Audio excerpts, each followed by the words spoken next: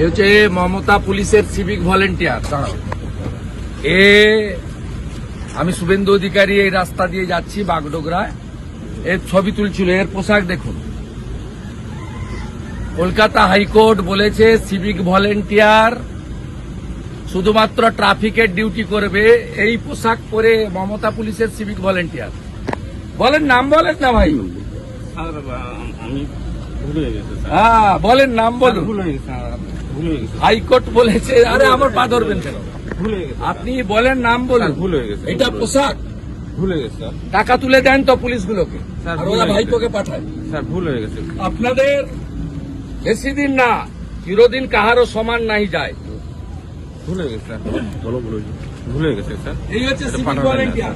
মাল তোলো, আমি আর আইসির কাছে জমা করো, ভুলে গেছি। আর ভাইপোর কাছে পাঠাও। দেখুন পোশাক দেখুন, সব মোড়ে দাঁড় করিয়ে রেখেছে মমতা। ভুলে গেছি স্যার। আমি আর সব মোড়ে একটা করে দাঁড় করিয়ে।